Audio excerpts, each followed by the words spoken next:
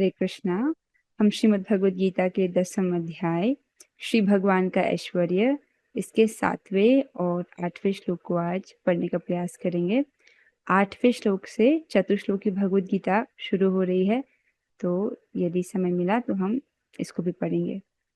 बहुत सुंदर है और आपको चतुश्लोकी भगवद गीता में पूरी गीता का जो मर्म है वो समझ आएगा।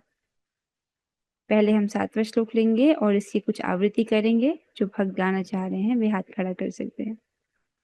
एतां विभूतिं योगं च एतां विभूतिं योगं च मम यो वेति तत्त्वतः मम यो वेति तत्त्वतः सोऽविकल्पेन योगेन सोऽविकल्पेन योगेन युज्यते नात्र संशयः। युज्यते नात्र संशयः। एतां विभूतिं योगं च एतां विभूतिं योगं च मम यो वेति तत्त्वतः मयो वेत्ति तत्त्वतः सोऽविकल्पेन योगेन सोऽविकल्पेन योगेन युज्यते नात्र संशयः। यत्ते नात्र संशयः। श्री भगवान बता रहे हैं श्लोक में, जो मेरे इस ऐश्वर्य तथा योग से पूर्णतया आश्वस्त है वह मेरी अनन्य भक्ति में तत्पर होता है, इसमें तनिक भी संदेह नहीं है। भगवान ने अपने ऐश्वर्य का वर्णन किया था। क्या कहा था कि मैं अनादि हूँ, अजन्मा हूँ, सभी लोगों का महेश्वर हूँ। फिर उसके बाद भगवान ने विभिन्न गुणों का वर्णन किया, जीवों के जो गुण हैं, और कहा कि ये सभी गुण जो हैं मेरे ही द्वारा उत्पन्न होते हैं। फिर भगवान ने बताया किस प्रकार से जो सारी प्रजा है वो भगवान से ही उत्पन्न है और भगवान सबकी प्रपितामह है।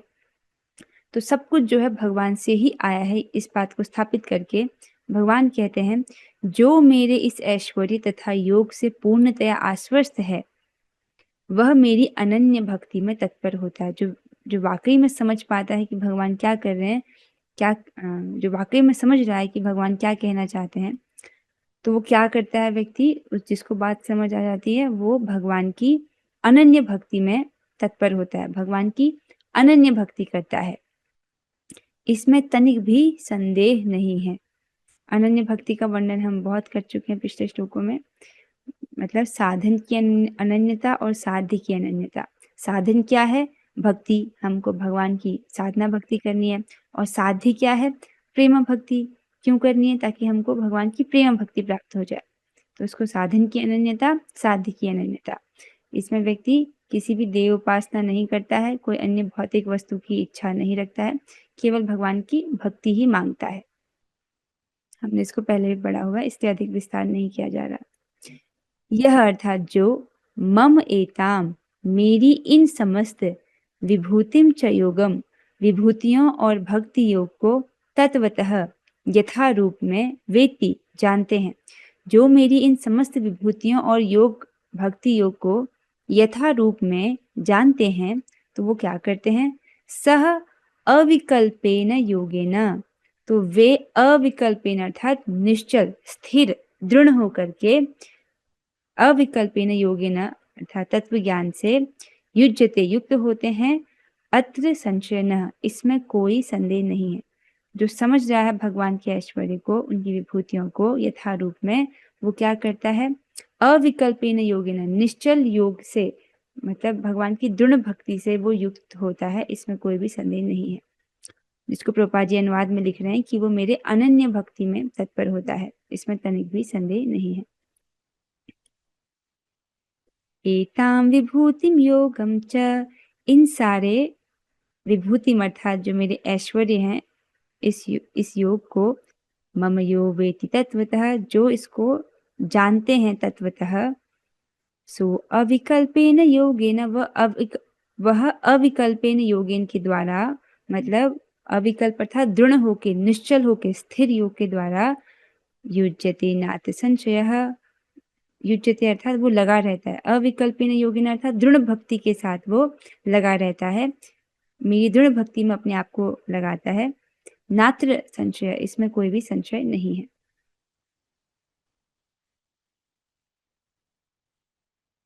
मेरी दृढ़ भक्ति में वो व्यक्ति लगता है, इसमें कोई भी संशय नहीं है। इस प्रकार से भगवान वर्णन कर रहे हैं। आप एक चीज नोटिस कर रहे हैं, भगवान एक चीज बिल्ड कर रहे हैं। 8वें अध्याय में उन्होंने समराइज किया था कि व्यक्ति को भगवान ने बताया था कि उनकी प्राप्ति बहुत आसान है। कैसे? अनन्यास चिंतयन्तु माम यो माम स्मरति नित्यशः तस्याहम सुलभ पार्थ नित्य युक्तस्य योगिनः। जो अनन्य भाव से निरंतर ही मेरा चिंतन करता है, उसके लिए मैं सुलभ हो जाता हूँ, ये भगवान ने बोला। तो भगवान ने क्या समझाया था तब? कि हमको भगवान की अनन्य भाव से भक्ति करनी है। 8वें अध्याय में बोला।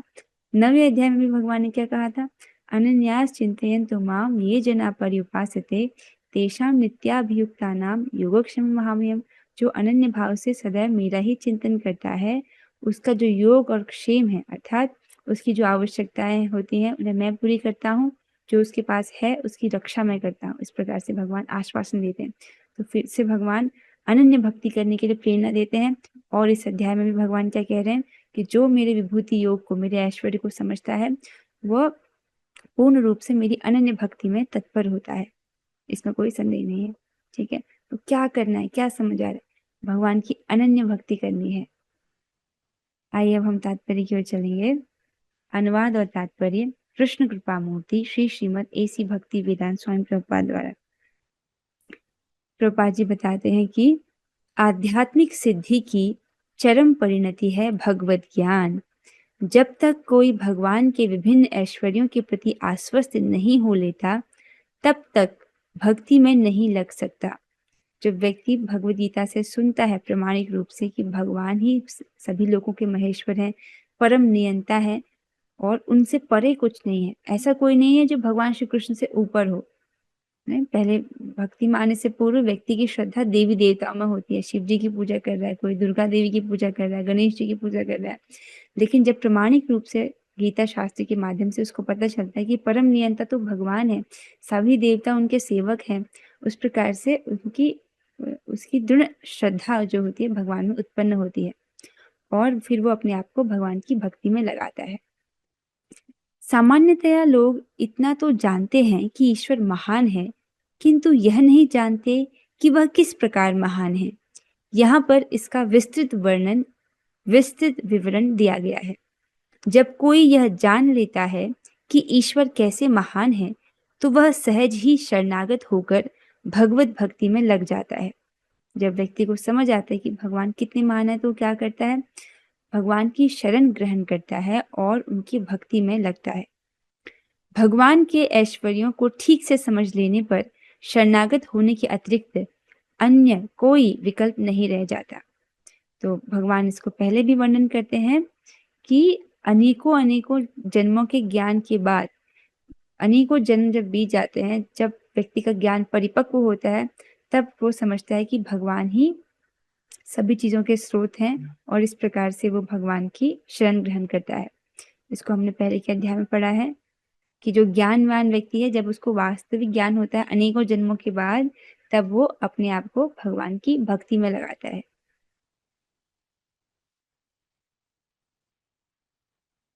ऐसा वास्तविक ज्ञान भगवत गीता, श्रीमद् भागवत तथा अन्य ऐसे ही ग्रंथों से प्राप्त किया जा सकता है।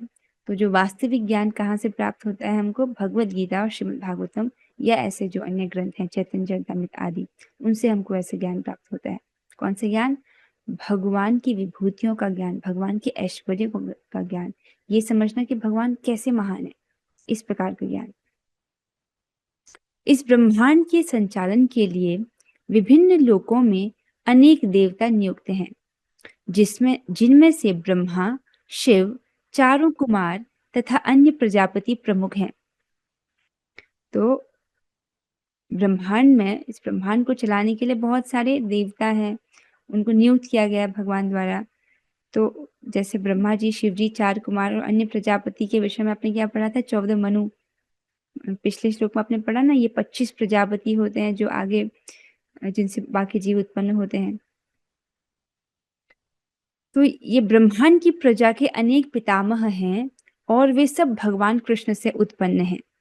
तो भगवान से ब्रह्मा जी जो है वो प्रकट होते हैं, ब्रह्मा जी से फिर जो है आगे शिव जी और विभिन्न प्रकार के मनु और 4 कुमार ये प्रकट होते हैं। भगवान कृष्ण समस्त पितामहों के आदि पितामह हैं। तो ये जो प्रजापति हैं वो हम सबके पितामह हैं, लेकिन इन प्रजापतियों के भी पितामह भगवान हैं। कल के श्लोक में आपने ये पढ़ा। तो सब कुछ जो है इस प्रकार भगवान से ही उत्पन्न है, ये बोला जा रहा है। ये रहे परमेश्वर के कुछ ऐश्वर्य। जब मनुष्य को इन पर अटूट विश्वास हो जाता है तो वह अत्यंत श्रद्धा समेत तथा संशय रहित होकर कृष्ण को स्वीकार करता है और भक्ति करता है। जब व्यक्ति को वाकई समझ आता है भगवान का ऐश्वर्य, तब वो भगवान की शरणागति ग्रहण करता है और उनकी भक्ति करता है। ठीक है, तो अनेक जन्मों के ज्ञान के बाद जब व्यक्ति को समझ आता है तो वो भगवान की भक्ति करता है। भगवान की प्रेमा भक्ति में रुचि बढ़ाने के लिए ही इस विशिष्ट ज्ञान की आवश्यकता है। कृष्ण की महानता को समझने में अपेक्षा भाव न बरतें, क्योंकि कृष्ण की महानता को जानने पर ही एकनिष्ठ होकर भक्ति की जा सकती है। तो इस अध्याय में भगवान के विभिन्न ऐश्वर्यों का वर्णन किया जाएगा। तो प्रभुपाद जी कह रहे हैं कि जब भगवान के ऐश्वर्य का वर्णन हो रहा है उसमें आप अपेक्षा भाव न करें, मतलब उसकी उपेक्षा न कर दें। ये हमारे लिए जानना जरूरी है। क्यों जरूरी है? ताकि हम एकनिष्ठ होकर के भगवान की भक्ति कर सके। पता तो हो हमें कि भगवान हैं कौन, उनके गुण क्या हैं, उनके ऐश्वर्य क्या है, किस प्रकार से हम उनका स्मरण करें। तो जब भगवान के बारे में पता चलेगा कि भगवान अनादि हैं, अजन्मे हैं और अविनाशी हैं, इस प्रकार से जब पता चलेगा तो व्यक्ति क्या करता है? उनकी भक्ति करता है। तो आगे भी इस अध्याय में भगवान के ऐश्वर्य का वर्णन हुआ। अब यहाँ पे नाम महिमा से कुछ श्लोक लिए गए हैं। ये इस श्लोक पर जो तात्पर्य वो यहाँ पर पूर्ण होता है। नाम महिमा से कुछ श्लोक का श्रवण करेंगे। भगवान की शरण ग्रहण करना अर्थात भगवान के नाम की शरण ग्रहण करना। कलयुग में तो भगवान अपने नाम के रूप में है, तो हमको हरे कृष्ण महामंत्र का जप करना है। तो उसके लिए थोड़ी महिमा हम शास्त्र से पढ़ रहे हैं, क्योंकि अभी हमको नाम का रस प्राप्त नहीं है, तो हमको शास्त्र से श्रवण कर करके जो है अपने आप को जप में लगाना है, क्योंकि इसकी अपार और अगाध महिमा है। ये कौन सा श्लोक है? श्रीमद् भागवतम के 6वें स्कंद के 2 अध्याय का 19वां श्लोक है। विष्णुदूत इस श्लोक को कह रहे हैं। क्या कहते हैं? यथा गदम वीर्यतमम उपयुक्तम यदृच्छयाः अजानतोप्य आत्मगुणम कुर्यान् मंत्रोप्योदाहृतः।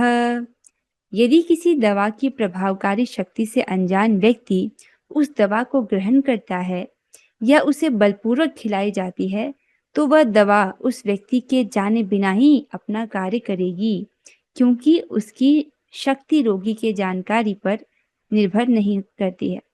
क्या समझा रहे हैं कि दवाई जो है, अगर एक रोगी को वो दवाई खिलाई जाए जो उसके रोग का उपचार करती है, अब भले वो रोगी उस दवाई की महिमा को जाने या ना जाने, दवाई तो अपना कार्य करती ही है। यह वस्तु शक्ति का प्रभाव है ना। भले व्यक्ति को पता हो इसका लाभ या नहीं पता हो, लेकिन दवाई अपना कार्य करती है। उसी प्रकार से भगवान नाम के कीर्तन के महत्व को न जानते हुए भी यदि कोई व्यक्ति जाने या अनजाने में उसका कीर्तन करता है, तो वह कीर्तन अत्यंत प्रभावकारी होगा।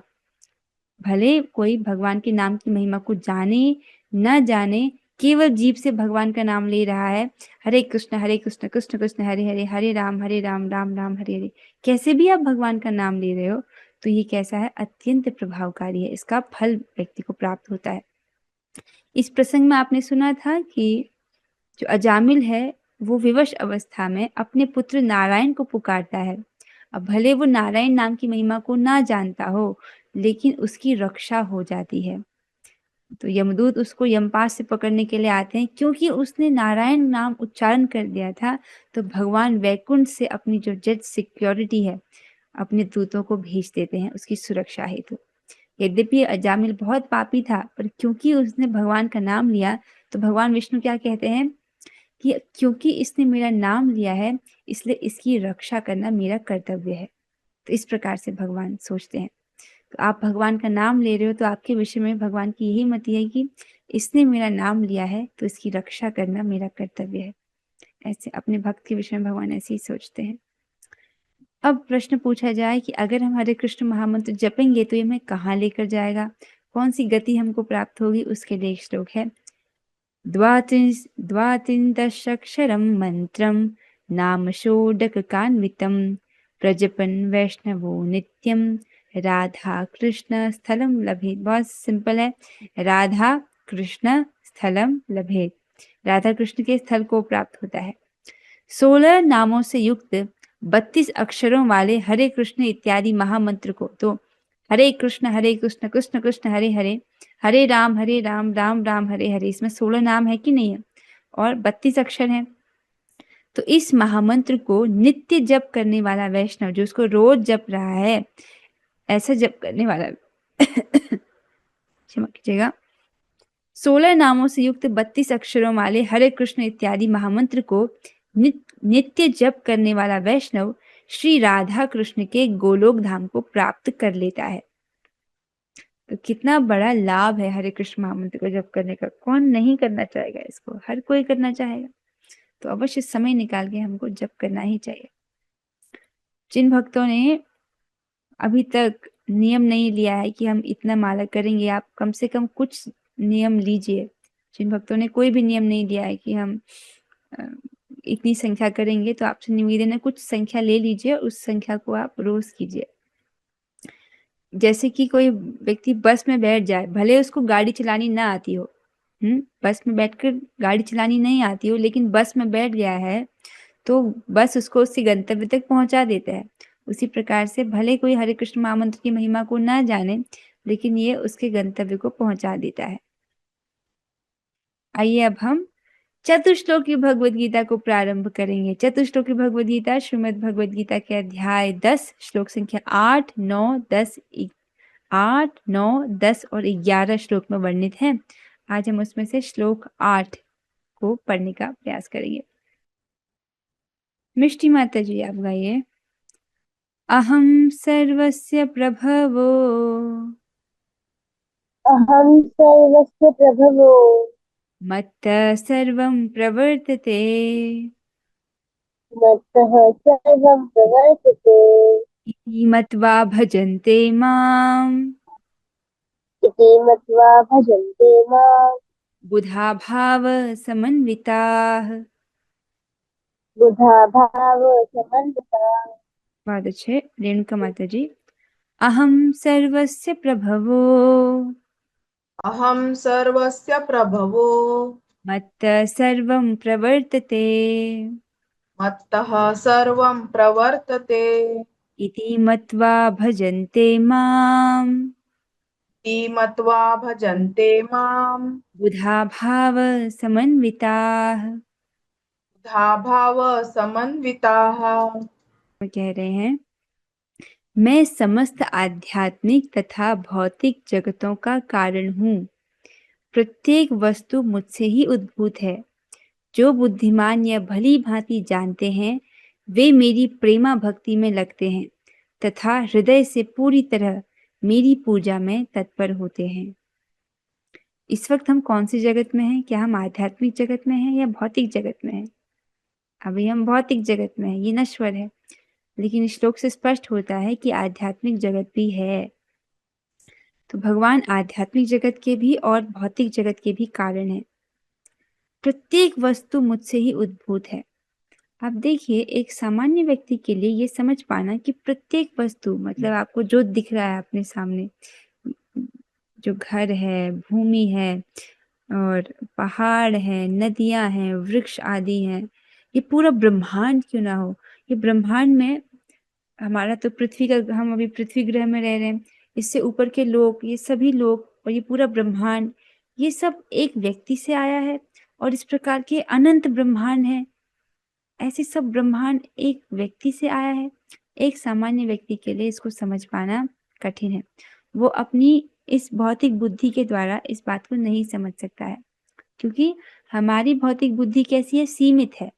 और हम अपनी सीमित बुद्धि से, एक लिमिटेड बुद्धि से असीमित भगवान को समझने का प्रयास कर रहे हैं, जिनका ऐश्वर्य भी असीमित है, जिनके गुण भी अनंत हैं, जो अनंत रूप से दयालु हैं। ऐसे भगवान को समझने की कोशिश कर रहे हैं हम अपने छोटे से बुद्धि के द्वारा, तो ऐसा संभव नहीं है। तो यहाँ पर जो है भक्तों को श्रद्धा की छलांग लगानी होती है। श्रद्धा की छलांग किस पर? वो भी शास्त्र पर आधारित, अंधश्रद्धा पर नहीं, शास्त्रिक श्रद्धा पर आधारित श्रद्धा की छलांग भक्त लगाता है कि हाँ, भगवान तो अनंत गुणों से युक्त हैं, अनंत ऐश्वर्यों से युक्त हैं, तो उनके लिए कुछ भी असंभव नहीं है। प्रत्येक वस्तु जो है वो मुझसे ही उद्भूत है। तो प्रत्येक वस्तु, चाहे वो इस भौतिक ब्रह्मांड की वस्तु हो, चाहे वो आध्यात्मिक हो, सब कुछ के कारण है भगवान। जो बुद्धिमान या भली भांति जानते हैं वे मेरी प्रेमा भक्ति में लगते हैं तथा हृदय से पूरी तरह मेरी पूजा में तत्पर होते हैं। तो अगर कोई व्यक्ति इसको वाकई में समझता है तो उसकी किस प्रकार की क्रियाएं होंगी, वो क्या करेगा? ऐसा जो बुद्धिमान व्यक्ति है वो क्या करता है? भगवान की प्रेमा भक्ति में स्वयं को लगाता है और उनकी पूजा करने के लिए वो तत्पर होता है। आइए अन्वय को देखेंगे। अहम अर्थात मैं, सर्वस्य सभी का, प्रभवः उत्पत्ति का कारण हूँ। मैं सभी का उत्पत्ति का कारण हूँ। मत्त सर्वम प्रवर्तते, मुझसे सभी, प्रवर्तते अर्थात कार्य में प्रवृत्त होते हैं। ये समस्त ब्रह्मांडों की उत्पत्ति के कारण भी भगवान है। इन समस्त ब्रह्मांडों को चलायमान रखने के लिए भी भगवान की शक्ति का ही प्रयोग होता है। तो उन्हीं के द्वारा ये पूरे ब्रह्मांड सृष्टि चलायमान है। इति मत्वा, इस प्रकार समझकर, बुधा अर्थात पंडित गण, मतलब जो मूर्ख है वो इस बात को नहीं समझता है। भगवान यहाँ पर बुद्धिमान लोगों की बात कर रहे हैं। जो पंडित गण है, जो बुद्धिमान है, बुधा, भाव समन्विता, भाव युक्त होकर, माम भजन्ते, मुझे भजते हैं। बहुत सुंदर है इसका अनुवाद। एक बार आएंगे। अहम सर्वस्य प्रभवो, मैं सबका प्रभव हूँ, उत्पत्ति का कारण हूँ। मत्त सर्वम प्रवर्तते, और मुझसे ही सारी वस्तुएं उद्भूत होती हैं। इति मत्वा भजन्ते माम, इस प्रकार से जानकर भजन्ते माम, वो मेरा भजन करते हैं। कौन? बुधा भाव समन्विता, जो विद्वान जन है, और भाव समन्विता अर्थात अत्यंत मनोयोग से वो मेरी प्रेम भक्ति में लगते हैं। भाव समन्विता मीन्स अत्यंत मनोयोग से।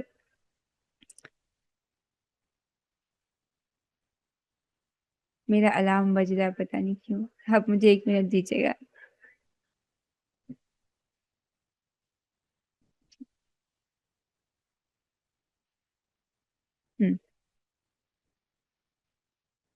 आइए अब हम तात्पर्य की ओर बढ़ते हैं। प्रभुपाद जी ने बहुत सुंदर तात्पर्य इसका दिया है, बहुत सुंदर तात्पर्य। प्रभुपाद जी बहुत सारे प्रमाणों को यहाँ पर शास्त्रों से दे रहे हैं, मानो विभिन्न शास्त्रों से हीरे खोज के लेके आए हो हमारे लिए। बहुत सुंदर तरीके से उन्होंने लिखा है।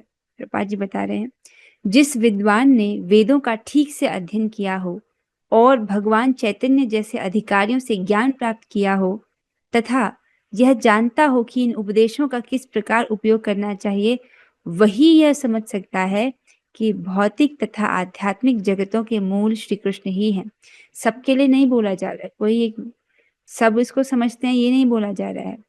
जो व्यक्ति ठीक ठीक से वेदों को समझ पाया है, जिसने गौर हरि जैसे अधिकारियों से ज्ञान प्राप्त किया, प्रामाणिक रूप से ज्ञान प्राप्त किया है, और जो ये भी समझ पा रहा है कि जो मैंने ज्ञान प्राप्त किया है इन उपदेशों का मुझे प्रयोग कैसे करना है, वही व्यक्ति समझता है कि भगवान भौतिक और आध्यात्मिक दोनों के मूल हैं। इस प्रकार के ज्ञान से वह भगवत भक्ति में स्थिर हो जाता है। वह व्यर्थ की टीकाओं से या मूर्खों के द्वारा कभी पथभ्रष्ट नहीं होता। पथभ्रष्ट समझ रहे हैं? व्यक्ति एक रास्ते पे निकला, फिर सामने वाले व्यक्ति ने कहा कि अरे तुम तो गलत रास्ते पे जा रहे हो, तो दूसरे रास्ते पे चले गया।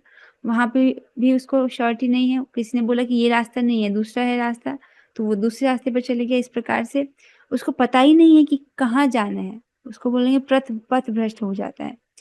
तो लेकिन ऐसा जो व्यक्ति है जिसका यहाँ पर वर्णन है, वो बुद्धिमान व्यक्ति, वो कभी भी पथ भ्रष्ट नहीं होता है। मतलब जो मूर्खों के द्वारा जो टीकाएं लिखी गई हैं, व्यर्थ की जो टीकाएं हैं भगवत गीता पर, उसके द्वारा वो भ्रमित नहीं होता है। देखिए भगवत गीता पर बहुत बहुत सारी टीकाएं लिखी गई हैं, उनमें से कुछ प्रमाणिक हैं और कुछ अप्रमाणिक हैं। तो ये जो अप्रमाणिक टीकाएं लिखी गई हैं भगवत गीता पर, इनसे ऐसा बुद्धिमान व्यक्ति प्रभावित नहीं होता है, ये बोल रहे हैं। इनसे वो पथभ्रष्ट नहीं होता। सारा वैदिक साहित्य स्वीकार करता है कि कृष्ण ही ब्रह्मा, शिव तथा अन्य समस्त देवताओं के स्रोत हैं। तो आगे बताया जाएगा कि भगवान के ही नाभि कमल से ब्रह्मा जी उत्पन्न हुए और ब्रह्मा जी के मस्तक से, भ्रिकुटी से शिव जी उत्पन्न हुए।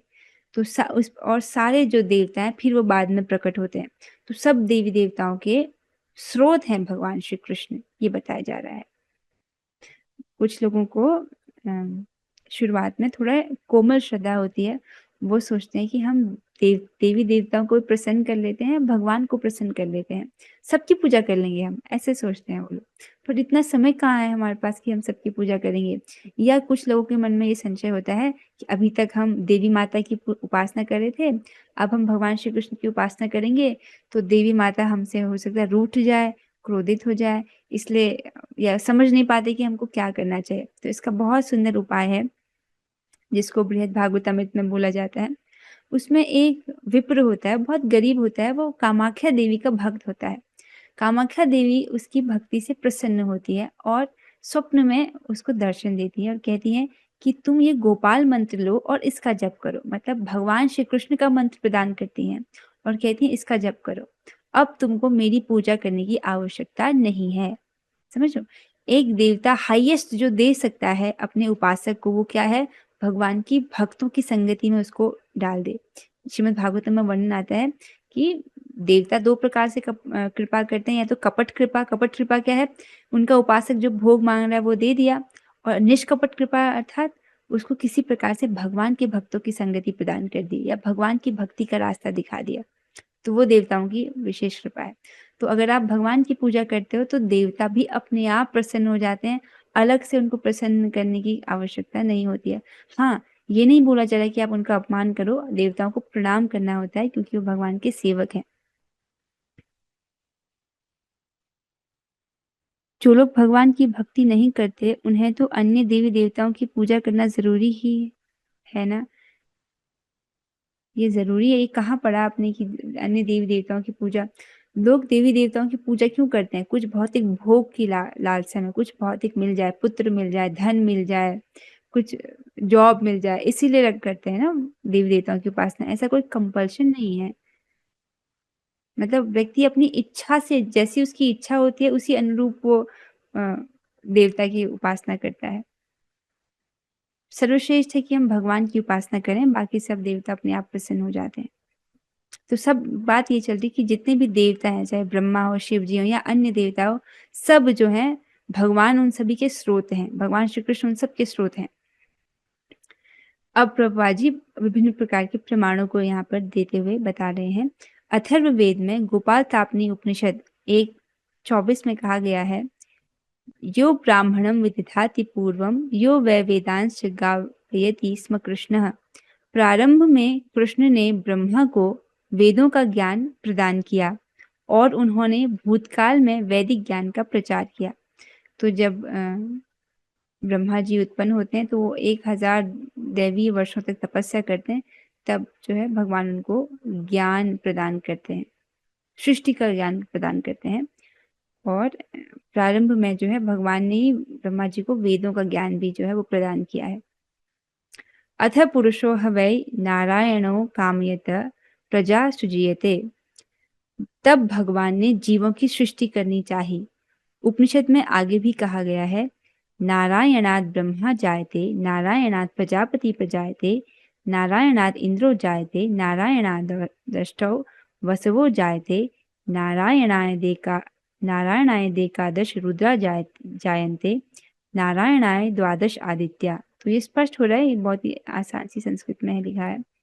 नारायण से ब्रह्मा उत्पन्न होते हैं, नारायण से प्रजापति उत्पन्न होते हैं, नारायण से इंद्र और 8 वसु उत्पन्न होते हैं, और नारायण से ही 11 रुद्र तथा 12 आदित्य उत्पन्न होते हैं। बहुत स्पष्ट है, नारायणाय एकादश रुद्र जायन्ते। तो रुद्र जितने या एकादश जो रुद्र हैं वो भी नारायण के द्वारा ही उत्पन्न होते हैं, और द्वादश आदित्य जो 12 आदित्य हैं वो भी भगवान से उत्पन्न होते हैं। यह नारायण कृष्ण के ही अंश हैं ओह वाह, कितनी अच्छी बात है।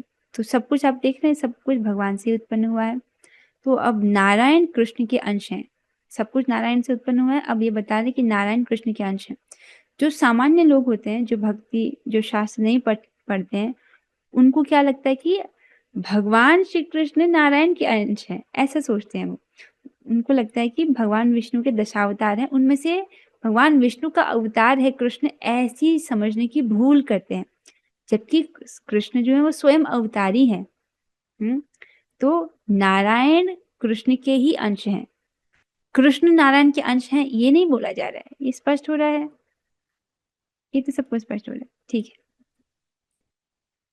जो शास्त्र नहीं पढ़ते उनको ये छोटी सी बात भी समझ नहीं आती है। वेदों का ही कथन है, ब्रह्मणो देवकी पुत्र, तो देवकी पुत्र कृष्ण ही भगवान है। नारायण उपनिषद 4। तो स्पष्ट है कि भगवान कौन है, देवकी पुत्र भगवान श्री कृष्ण। तब यह कहा गया है, एको व आसीन न ब्रह्मा न ईशानो नापो नाग्नि समो नेमे द्यावा पृथ्वी न नक्षत्राणि न सूर्य। सृष्टि के प्रारंभ में केवल भगवान नारायण थे, न ब्रह्मा थे, न शिव, न अग्नि थी, न चंद्रमा, न नक्षत्र और न सूर्य। तो यहाँ से स्पष्ट होता है कि जब सृष्टि नहीं हुई थी, उस समय, अगर हम समय में पीछे जाएं, उस समय में जब सृष्टि नहीं हुई थी, सृष्टि की शुरुआत में चलें, तब तो हम लोग भी नहीं थे, मतलब सृष्टि नहीं हुई थी। तब सृष्टि के प्रारंभ में अगर व्यक्ति जाए तो उस वक्त ब्रह्मा भी नहीं थे, शिव जी भी नहीं थे, अग्नि भी नहीं थी, चंद्रमा भी नहीं थे, न नक्षत्र थे, न सूर्य थे। क्या थे उस वक्त? केवल भगवान नारायण, ठीक है, महाविष्णु के रूप में जो लेते रहते हैं। महाउपनिषद में यह भी कहा गया है कि शिवजी परमेश्वर के मस्तक से उत्पन्न हुए हैं। आगे स्पष्ट किया जाएगा कि जो भगवान है उनकी नाभि कमल से ब्रह्मा जी उत्पन्न होते हैं, ब्रह्मा जी के मस्तक से जो है शिव जी उत्पन्न होते हैं। अतः वेदों का कहना है कि ब्रह्मा तथा शिव के सृष्टा भगवान की ही पूजा करनी चाहिए। तो लोग जो है ठीक से ना समझ पाने के कारण देवोपासना में लग जाते हैं। शिव जी की पूजा तो बहुत देखी जाती है। देखिए, मना नहीं किया जा रहा है, सही चीज दिखा जा रही है। आपको उनको प्रणाम करना चाहिए क्योंकि वो सभी वैष्णवों में शिरोमणि है, वैष्णव शिरोमणि है भगवान शिव जी। लेकिन उपासना हमको सीधे भगवान की ही करनी चाहिए। तो लेकिन प्रणाम और सम्मान हमको हर देवता को अर्पित करना चाहिए, ठीक है। तो अतः वेदों का कहना है कि ब्रह्मा तथा शिव के सृष्टा भगवान की ही पूजा करनी चाहिए। जो परम नियंता है अर्थात भगवान श्री कृष्ण, उनकी ही पूजा करनी चाहिए। मोक्ष धर्म में कृष्ण कहते हैं, प्रजापतिम च रुद्रम चाप्यहमेव सृजामि वै, प्रजापतिम च रुद्र चाप्यहमेव सृजामि वै, तो हिमाम न विजानीतो मम माया विमोहितो। सुंदर भगवान बोलते हैं, भगवान कहते हैं, मैंने ही प्रजापतियों को, शिव तथा अन्यों को उत्पन्न किया है, किंतु मेरी माया से मोहित होने के कारण यह नहीं जानते कि मैंने ही उन्हें उत्पन्न किया है। भगवान कहते हैं, मैंने ही प्रजापतियों को उत्पन्न किया है, मैंने ही शिव को उत्पन्न किया है और अन्य को भी उत्पन्न किया है, लेकिन मेरी माया से ये मोहित रहते हैं, इस कारण से ये नहीं जान पाते हैं कि मैंने ही उनको उत्पन्न किया है। आज तो समझ रहे हैं। वराह पुराण में भी कहा गया है, नारायण परो देवास् तस्मात् जातः चतुर्मुख तस्माद्रुद्रो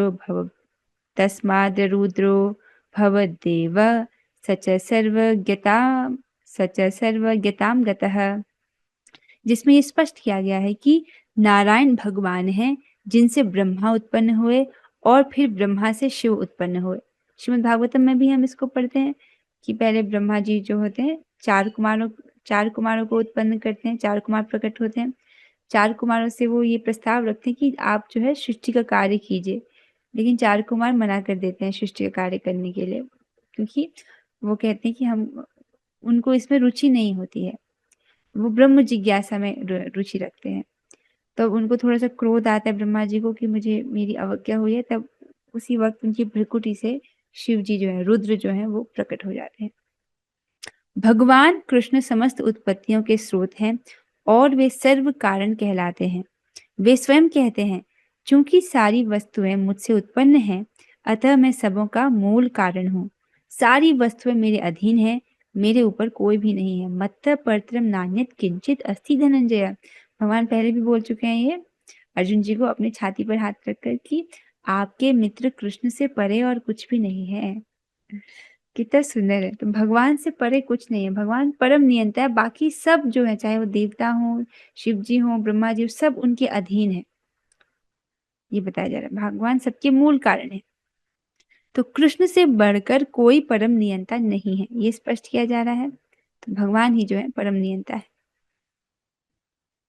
जो व्यक्ति प्रामाणिक गुरु से या वैदिक साहित्य से इस प्रकार कृष्ण को जान लेता है, वह अपनी सारी शक्ति कृष्ण भावनामृत में लगाता है और सचमुच विद्वान पुरुष बन जाता है। ठीक है, तो यहाँ पर कैसे विद्वान बन जाता है? प्रामाणिक गुरु से या वैदिक साहित्य से जो इसको सुनता है। तो पहली बात मैं बता दूं कि मैं गुरु नहीं हूँ, कुछ लोग ऐसे समझने में भूल कर सकते हैं। गुरु हमारे प्रभुपाद जी हैं और हम सभी यहाँ पर मिलकर उनके ग्रंथों को पढ़ रहे हैं, क्योंकि गुरु की आज्ञा है, read my books. Prabhupada ji की आज्ञा है कि हम उनकी ग्रंथों को पढ़ें। हम लोग साथ में पढ़ रहे हैं ताकि हम लोग रोज पढ़ सकें, क्योंकि हमारा मन जो है हमको रोज, एक दिन पढ़ना कोई बड़ी बात नहीं है, एक दिन तो पढ़ लेंगे, एक आध दिन पढ़ लेंगे खुद से, लेकिन रोज पढ़ने के लिए हमको संगत चाहिए। ठीक है, तो क्या है कि प्रामाणिक गुरु से या वैदिक साहित्य से इस प्रकार कृष्ण को जान लेना, जो जान लेता है वो क्या करता है? वो अपने आप को कृष्ण भावनामृत में लगाता है, अर्थात भगवान की भक्ति में लगता है और सचमुच ही विद्वान व्यक्ति हो जाता है। इससे ये समझ आ रहा है कि जो अप्रामाणिक है वहां से नहीं सुनना चाहिए, किसी की भी बात नहीं सुननी चाहिए। जो भी सुन रहे हो मेक श्योर कीजिए क्या ये बात शास्त्र पर आधारित है तो उसको स्वीकार कीजिए, नहीं है तो उसको नहीं स्वीकार कीजिए। इस प्रकार से कान में एक फिल्टर लगना चाहिए, किसी की भी बात को स्वीकार नहीं कर लेना चाहिए। पहले प्रमाण, वैष्णव समाज में भी जब कुछ बात बोली जाती है तो उसका प्रमाण बोला जाता है कि ये बोल रहे हैं, ये इस ग्रंथ में यहाँ पर बोला गया था, इस ग्रंथ में यहाँ से बोला जा रहा है, तो प्रमाण देते हैं तो फिर उस बात को फिर स्वीकार किया जाता है। उसकी तुलना में अन्य लोग जो कृष्ण को ठीक से नहीं जानते मात्र मूर्ख सिद्ध होते हैं। इसको भगवान पहले ही बोल चुके हैं, नमाम दुष्कृतिनो मूढ़ा प्रपद्यन्ते नराधमा। जो कि मूढ़ व्यक्ति है, मनुष्य में अधम है, दुष्कृतिवान है, वो भगवान को नहीं समझ पाते हैं। वो भगवान जब मनुष्य की आकृति में आते हैं उनका उपहास उड़ाते हैं। ऐसे मूर्खों का क्या लक्षण होता है? मोघ आशा मोघ कर्माणो मोघ ज्ञान विचेतसा। अगर उनकी मोक्ष पाने की इच्छा है तो वो भी नष्ट हो जाती है, अगर उनके स्वर्ग जाने की इच्छा है तो वो भी विफल हो जाते हैं। मतलब मोक्ष प्राप्त करने की इच्छा है तो वो भी निष्फल हो जाती है, स्वर्ग जाने की इच्छा है वो भी निष्फल हो जाते हैं, और अगर ज्ञान मार्ग में सिद्धि प्राप्त करने की इच्छा है वो भी निष्फल हो जाती है। इस प्रकार के विकृत चेत जो लोग होते हैं और उनको आसुरी और नारकी योनियों में ही वो गिरते रहते हैं। केवल मूर्ख ही कृष्ण को सामान्य व्यक्ति समझेगा। कितना बचा है? अरे हाँ, थोड़ा सा बचा है। कृष्ण भावना भावित व्यक्ति को चाहिए कि कभी मूर्खों द्वारा मोहित न हो। उसे भगवद गीता की समस्त अप्रामाणिक टीकाओं एवं व्याख्याओं से दूर रहना चाहिए और दृढ़ता पूर्वक कृष्ण भावनामृत में अग्रसर होना चाहिए। ये बहुत महत्वपूर्ण कार्य है भक्तों, कि अप्रामाणिक जगह से नहीं सुनना है, अप्रामाणिक भाष्य को नहीं सुनना है। जैसे ब्रह्म कुमारी का जो संप्रदाय है उसमें भी भगवद गीता पढ़ाई जाती है, लेकिन वो सब मन गढ़ंत व्याख्याएं हैं। वो भगवान श्री कृष्ण को भगवान नहीं समझते हैं, वो सोचते हैं कि भगवान श्री कृष्ण के भीतर कोई शिव बाबा बैठा है जो प्रवचन कर रहा है। कोई इतने मूर्खता कैसे कर सकता है? मतलब जो अप्रामाणिक टीका है उन और जो अप्रामाणिक व्याख्या है उनसे बचना है। ठीक है, जो प्रमाणिक टीका है जो भगवान के भक्तों ने द्वारा लिखी गई है उनको स्वीकार करना है। तो हम तो प्रमाणिक तौर से पढ़ रहे हैं, सीधे प्रभुपाद जी से पढ़ रहे हैं जो भगवान के शुद्ध भक्त हैं। तो इस प्रकार से उसको दृढ़ता पूर्वक कृष्ण भावनामृत में अग्रसर होना चाहिए। इसके साथ आज की चर्चा को हम यहीं पर विश्राम देते हैं। हरे कृष्णा कृष्ण कृष्ण हरे हरे, हरे राम हरे राम हरे राम राम राम हरे हरे। कृष्णा हरे कृष्ण कृष्ण हरे कृष्ण कृष्ण कृष्ण कृष्ण हरे हरे, राम राम राम राम राम हरे हरे हरे। कृष्ण हरे कृष्ण कृष्ण कृष्ण कृष्ण हरे हरे, राम राम हरे राम राम हरे हरे। श्रीमद् भगवद गीता की जय, जय। प्रभुपाद की जय, हरिदास ठाकुर की जय, श्री राम वृंदावन की जय, और गोष्ठ हरे कृष्ण। हरे कृष्ण माता जी।